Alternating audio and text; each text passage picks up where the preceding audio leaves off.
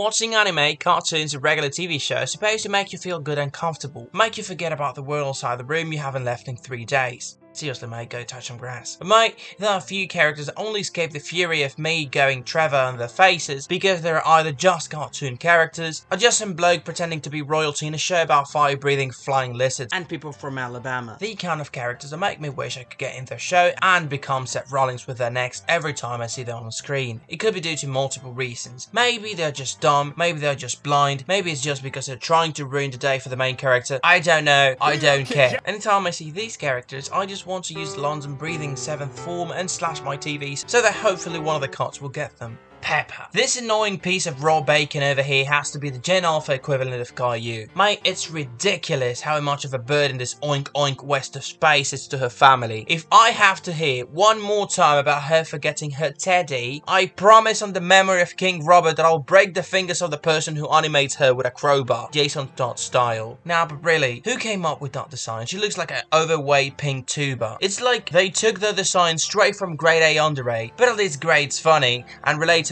Unlike this spoiled medium rare set of ribs. Have you seen the way she treats her parents? I'm naturally fit. You don't look very fit, Daddy. What? Seriously, who came up with that not smacking your children rule? Have you ever heard the cheekiness in her voice? I'm sorry I said you cheated. Even though you did cheat. If I was Susie, I would just rabbit punch her and say she fell away while we were playing. I get that she's supposed to be 4 years old or whatever, and that's why she behaves in such a manner. But trust me, at this point you're better off sending her with Uncle Gordon. At the very least, that way she'll get to be useful as an ingredient until I use my digestive system to turn her back into what she used to be the following day. Dora. Dora the Explorer. I hated this dumb, low botcha librarian looking kid. Have you ever looked at someone and instantly known you were not gonna like him? Yeah, that was Dora for me. I didn't like her hairstyle that looks like the female version of a toupee. The fact that she walks around with a talking monkey, and the fact that she's proper blind, isn't she? Like, goodness gracious, Dora, the thing you're looking for is right there. Right there. If she would just stop talking to the camera for a second like what she's saying is supposed to matter, she would realise that what she's looking for is right behind her. I can post a little something for her. You blind son of a peach. Using a map is quite the reach. This is a kind of blindness you can't teach. Because really, how blind is this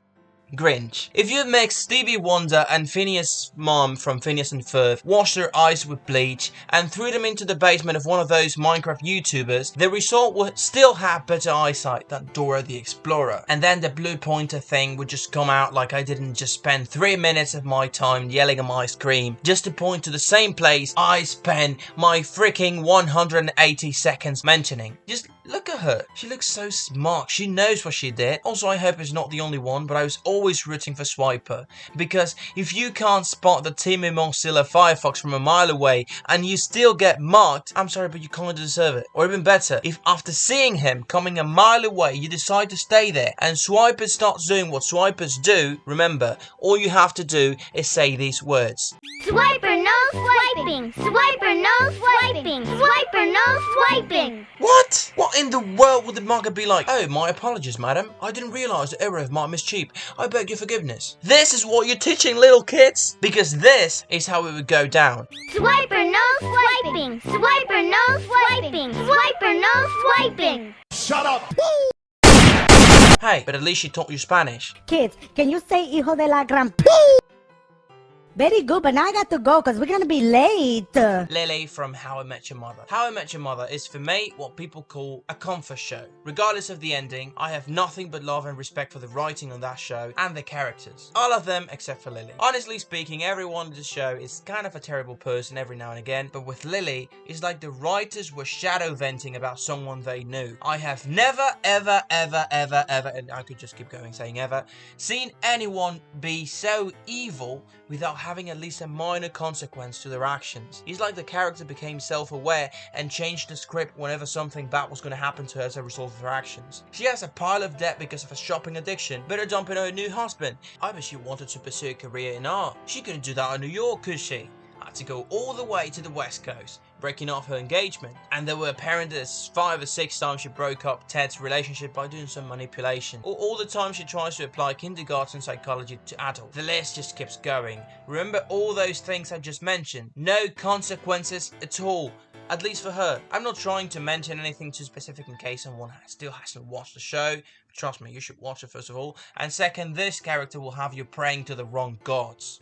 Skyler White. Okay, I don't hate Skyler. I mean, I did when I first watched Breaking Bad. However, I was still a kid. So my second and most recent rewatch showed me that a lot of the hate I had for this character, honestly unjustified. And just like a person who watched The Wolf of Wall Street rooting for Jordan, to a certain point of the story, I would argue rooting for Mr. White was not the point of the show either. How dare she blame Walter for becoming a crystal kingpin, or have the house almost going up in flames, or draw unnecessary attention by spending money on new cars, or the kitchen scene and what name, right? Right? How dare she? We all know he just did all of that for his family, didn't he? In all honesty though, the only way you can hate Skyler is if you're rooting for someone who, after season 1, lived up to the title of the show. I'll be the first one to admit it, she's quite annoying, and that happy birthday scene had me almost walking out of my skin. But her level of annoying is mild in comparison to the other characters in this list. Izuku Midoriya must have suffered a Bane-type injury when he was born, because that boy grew up to have no spine at all. Well, also no powers, but that's just a minor inconvenience, isn't it? In all my years watching anime, there's only one other character I have seen having this weird obsession with someone who clearly does not appreciate them in the same way. Yeah, I'm talking about myself, but also the exploding rabbit chihuahua that used to bully him is the person he considers his best friend. Am I blind like Dora? Because I must have missed the episode, nay, the frame, when he shows at least a semblance of respect for Deku. Is this an off-camera situation like Minecraft YouTubers mining? And he tries so hard.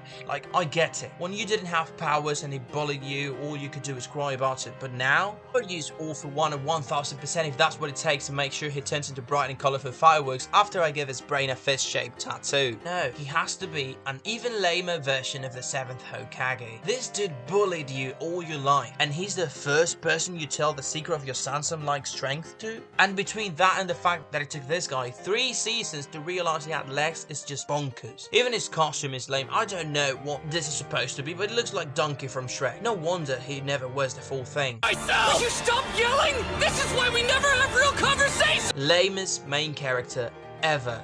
Naruto Uzumaki. Listen, I love Naruto. Not the character, the show. Characters like Kakashi, Shikamaru and Rock Lee are still some of my favourites of all time. However, the man whose name is in the title is, quite an interesting case, let's say that. Naruto Part 1 is quite good, but if you pay close attention, you might notice the main character went through about 200 plus episodes of story with 3 jutsus. The Ctrl-C, Ctrl-V jutsu, the summoning jutsu, and the spinning ball of wind. Which means that anytime the dude had a fight, you basically see the same thing over and over again. Sometimes even in the same order, which is already annoying enough, but it gets worse if you stop to think about what exactly was he being taught by all those lit ninja.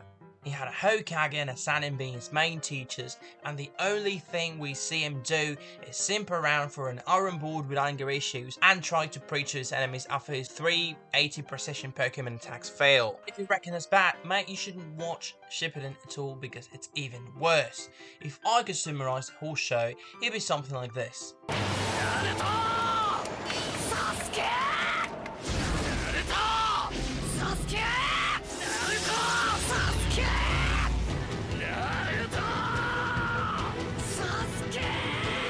If Naruto spent half the time he used up chasing someone who obviously didn't even consider him a friend, learning jutsus and training, he would have become Hokage way faster. Like I'm talking like 300 episodes, without counting filler, faster. Sheldon Cooper. I have never in my life seen anyone so supposedly smart and useless. This man-child apparently had a genius level IQ, whatever, but in 13 seasons we never see him doing anything with it. Closest we get to that is seeing him staring at some equations on the board, and he's absolutely useless. He even wears a green shirt. He's like the green villager in Minecraft. Honestly, he's the kind of character that might be funny to see in a show setting, but I promise you, if you let me near him IRL, that 180 IQ brain better have an adamantium skull protecting it. Joffrey Baratheon. Speaking about useless man children, we move into this royal dummy. I am 100% sure that being an inbred is at least part of the reason why this character is the way it is. Those extra chromosomes just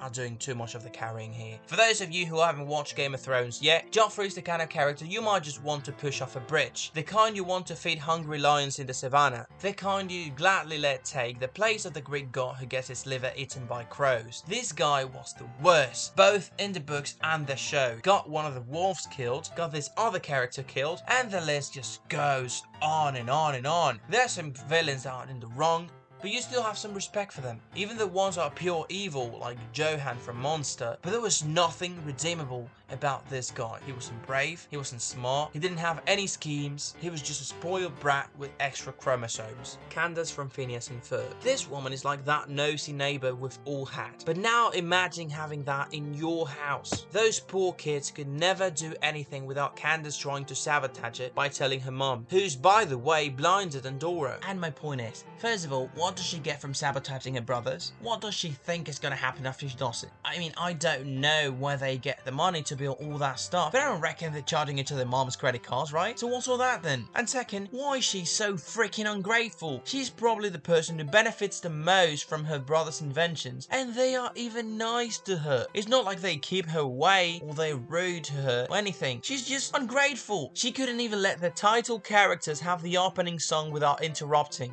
Phineas and Ferb are making a title sequence! Can you, shut up? Straight from the simping factory we have Mordecai, who's supposed to be a blue jay, but you would think he's a pigeon based on how he takes a massive numero dos over every part of his life due to his massive simping. Let's be honest, at the start of the show, Rigby was a loser, but Mordecai was not too far behind. He offed his supposed best friend for a woman he never cared to ask out. He was usually messing up by doing, or by not doing, or by just sometimes opening his mouth. There was a point in which he was jealous of his friend's success, but he wasn't doing anything to improve his life. And what really pains me is just the fact that he's not even the worst simp of all in this list, because that title belongs to this guy. Did you just fall in love with me all over again? Sanji from One Piece. I have never, and I repeat, never ever have seen a character simping harder than Sanji. Not Sakura, not Deku, not Naruto, not Mordecai, not even his crewmate Brook. 1,000 summer episodes, and this guy still gets heart in his eyes for anything that moves. I respect his mentality of not hitting women, although personally I believe in equality, meaning that everyone and their granny should get a dropkick in the chest if they do something to deserve it. And what bothers me the most is the fact that he's such a cool character.